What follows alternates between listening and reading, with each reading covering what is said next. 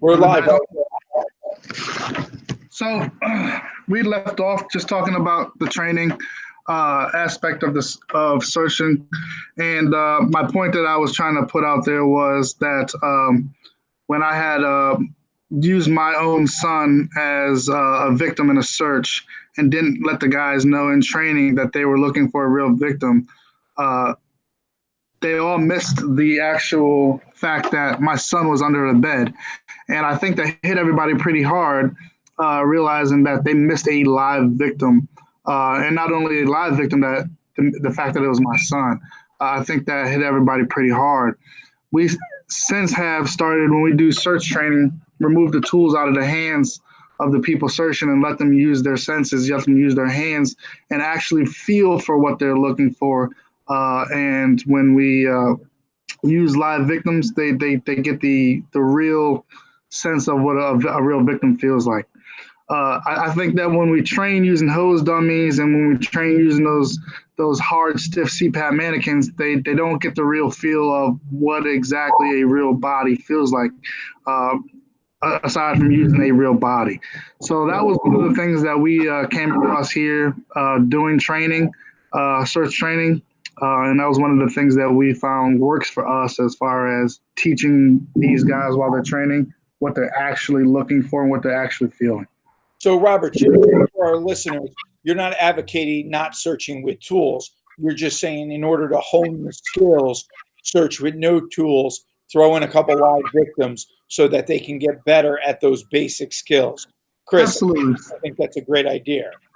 Yes, that is something that I've been saying now about a year, and it's been a non-negotiable point. I no longer teach any search classes with dummies or hose dummies or stupid ass stuffed animals. I only want real victims, and if you don't supply me one, then you're either not going to have a class, and you can come find me.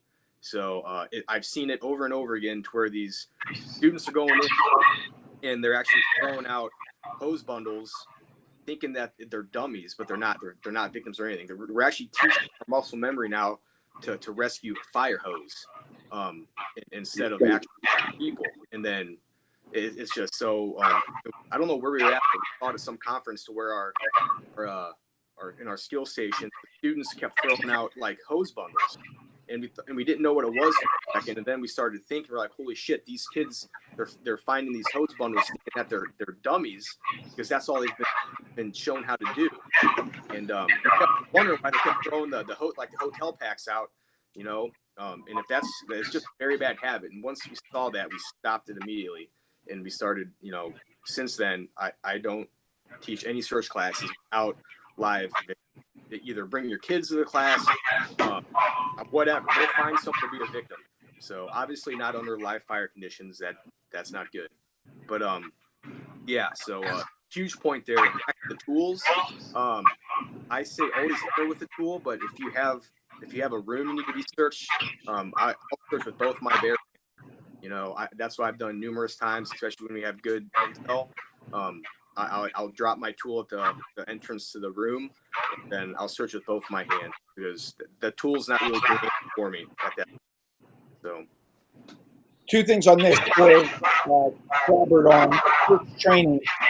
A lot of our burn buildings have no furniture. We're getting a lot of feedback here, and I'm not sure why. They have no furniture, and that makes no sense, because how often do you search a real occupancy where it's just a blank room? mm-hmm. So if you could, even if you build metal furniture for your burn buildings, I mean, I'm a fan of searching in acquired structures, but by putting some furniture in there, it makes a difference in how people progress with their search skills. Yeah. So not to cut you off, but that's a huge point there too. We will go out and find furniture. I'll do Craigslist, Goodwill, just drive around neighborhoods and pick up furniture from the curb to furnish whatever building we're in. I ain't building coffee tables out of freaking plywood. That ain't real. I got to be able to read furniture legs. I got to be able to teach these students, look at them furniture legs. What kind of room are you in? All right. I got to be able to do that kind of stuff. And these are non-negotiable things that need to be in a class, or honestly, I'm not going to teach it. I'm not going to half-ass a class for some life-saving skills. and make you think that you actually learned something when you didn't. You were misled. So yeah, I no longer use any fake dummies in a search class, and I no longer use like fake furniture. Essentially, I go buy real. If you want a table, I'll go spend $70 my own money and go buy you a fucking table because it's worth it in the end. You know. I can honestly say I have furnished plenty of people's training environments with furniture from the Goodwill for like $75. Bro, I tell you, one of the greatest things I ever did was buy this truck that I just recently got, because the first class that I did when I got that truck showed up and they didn't have any furniture in the structure for them to train. And I said, that's not going to work for me. Yeah. And I said, we'll push the class back and we'll start an hour and a half late so I can go to Goodwill. And I dropped $75 and I furnished this entire place with $75. And when they find out to the fire department, they'll give you even more stuff. They're trying to get rid of stuff. Absolutely. Yep. You got to reach out, go to these big box stores, shake some hands. Once you tell them what you're doing, they'll be more than willing to help you. And trust me, everyone's always trying to get rid of some crap that they have. TVs, coffee tables, beds, all that kind of stuff. It all needs to be in there. The last house I searched yesterday on shift, there was a lawnmower in the kitchen. Put some weird stuff in there that doesn't make sense. And don't put it all nice and neat either. We've all been in these homes where stuff's all messed up and it's just rubbish. Make it so it doesn't have to be feng shui, right? But put the furniture all weird like. But the point is they got to be able to have their hands on real actual furniture, and they've got to be able to feel all this stuff in zero visibility, so they get they're building good habits, for when they're in conditions of duress. So they go back to that moment that you've taught them correctly, instead of, like you said, searching around in a blank concrete square. A regional asset that a lot of people overlook is see in your city or in your county if you have a hotel liquidators. Oh, absolutely. They've been great to us over the years. Even when we were doing studies with Yale, they'll give you basically everything you need.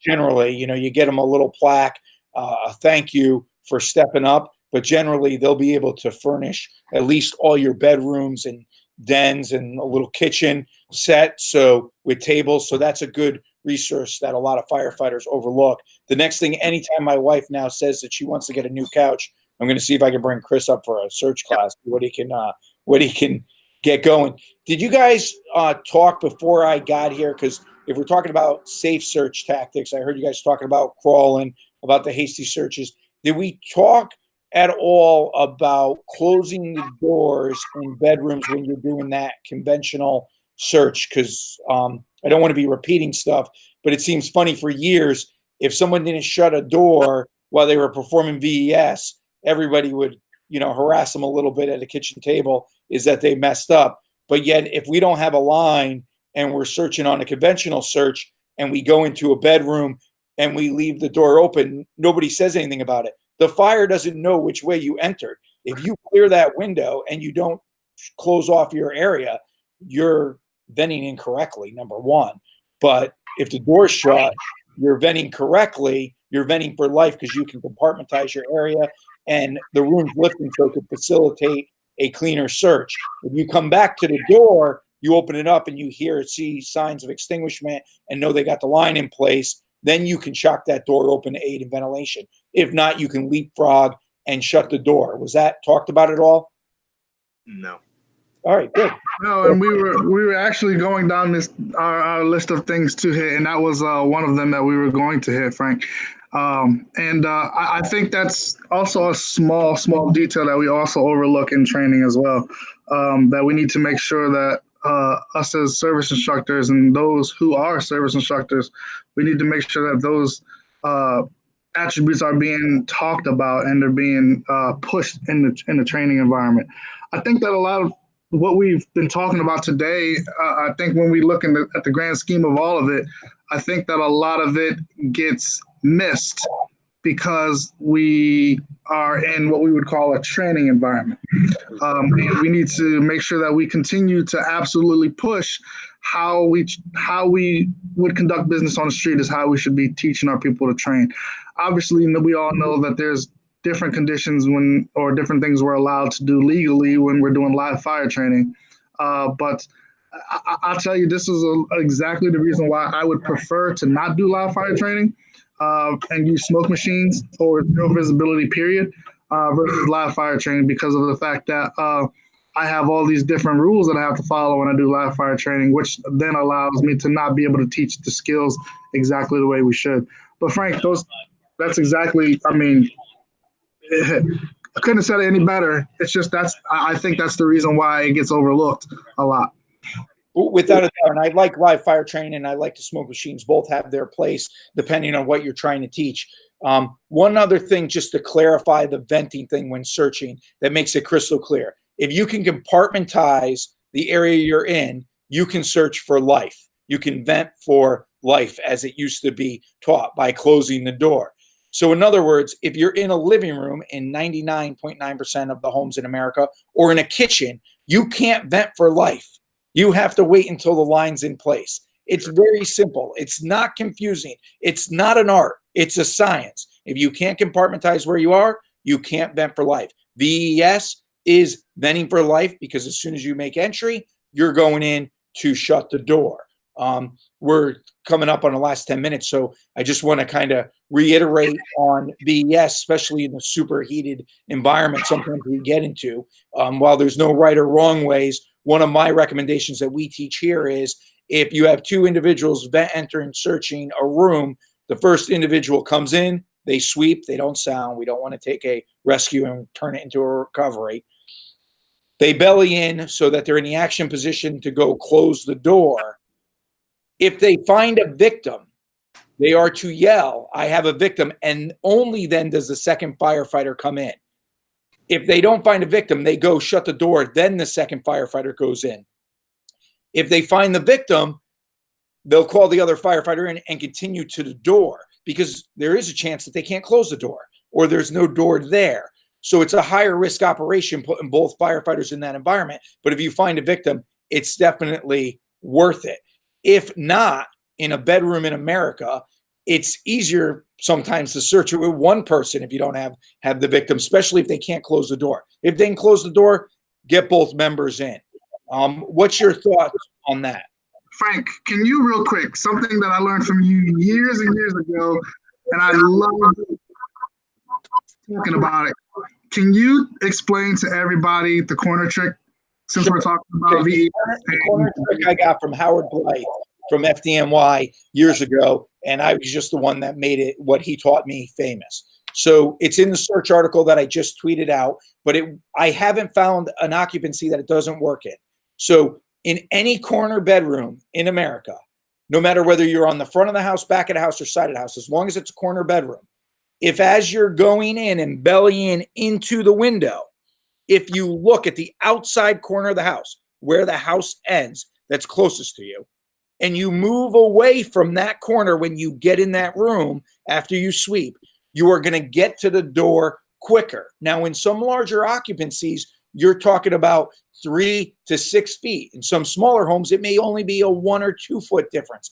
But that 1 or 2 foot difference might buy you that 1/10 of a second that it actually takes to physically close the door and facilitate a quality search of that room.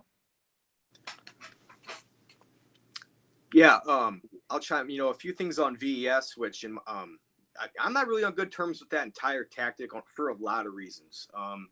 So we're over teaching it. It's oversaturated the search technique to where it has basically become when someone says search, that's all they think about.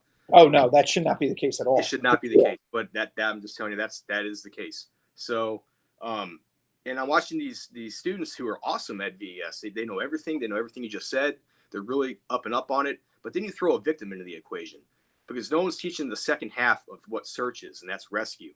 So and I'm not talking about some stupid little stuffed baby. Throw a 250-pound person up in there on a second floor on a VES scenario and watch nothing happen other than 2 firemen either having to bail out of a window or no one getting saved. because that's generally the case. Most everyone I've ever seen located on upper floor has been brought downstairs, which is nowhere in VS's equation, and it should be. Because if you think you're going to locate a victim and bring them out of a window, over a windowsill, down a ladder, I think you're crazy.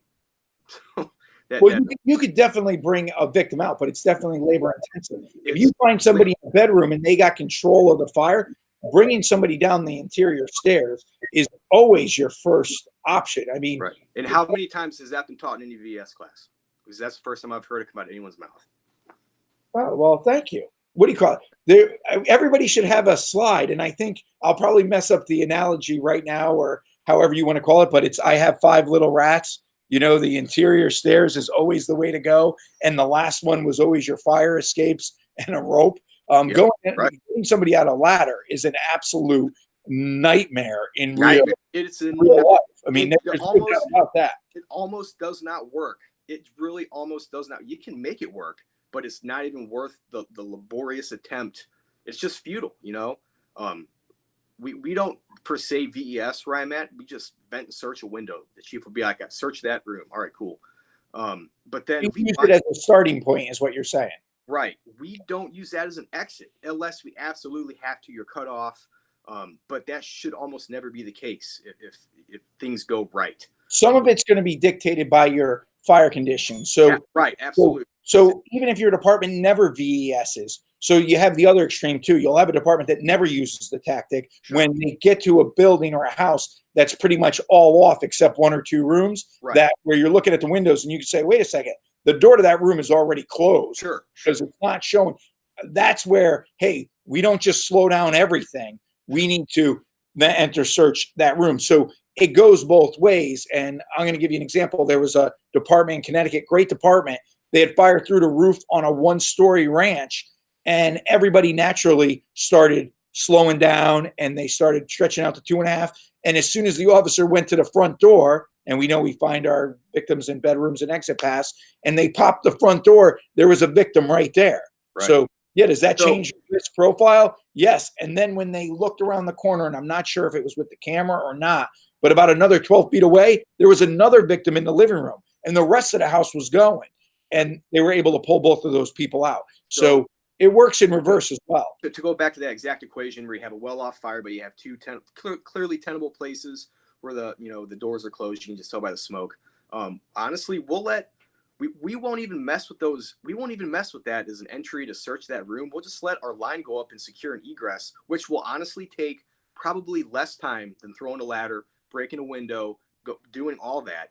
It'll take less time to get a line up into that hallway, secure that egress, search those rooms. If you do find someone, now I have no problems other than dragging them to safety. So I'm just telling you, that's how we operate. We will almost never vent in or search unless it's confirmed that's my kid's room, he's in there, and I couldn't get him out. You know, sound. Yeah.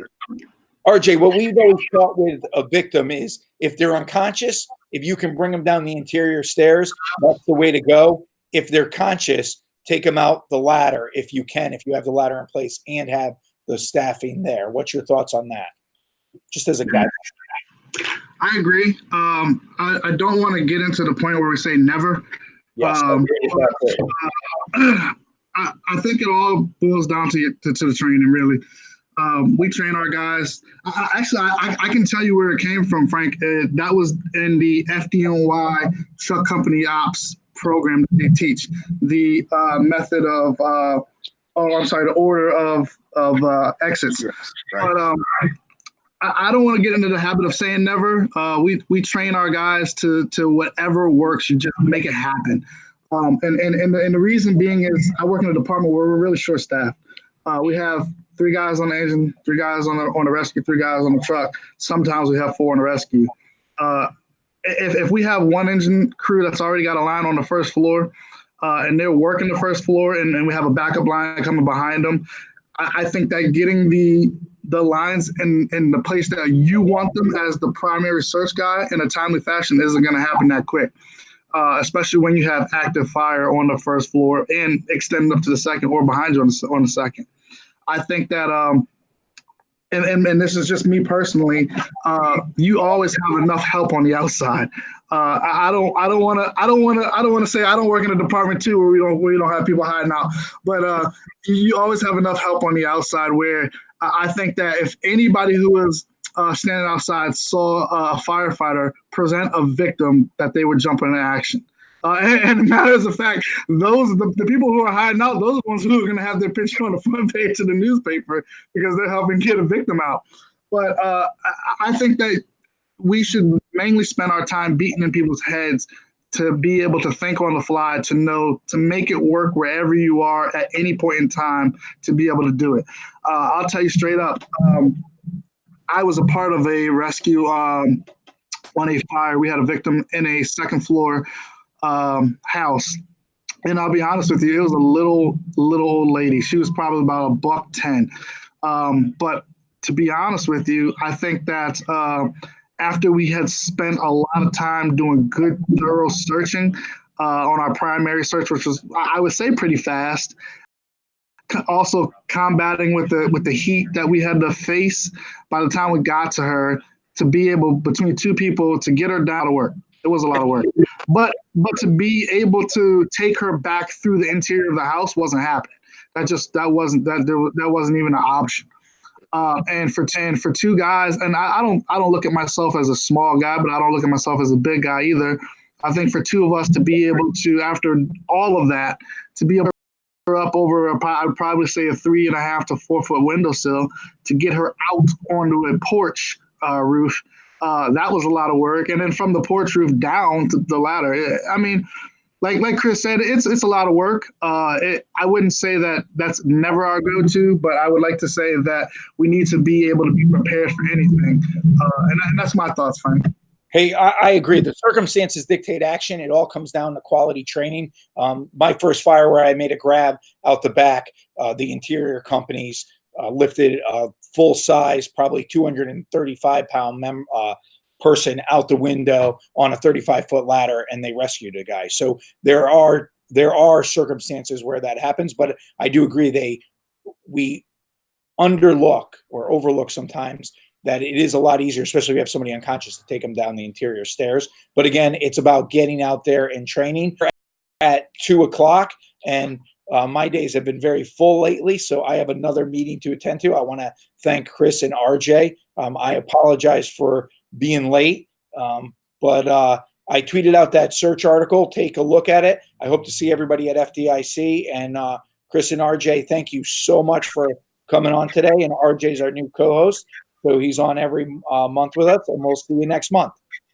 All right. Thank you, Frank. See you, Chris. Appreciate it, Frank. Stay safe.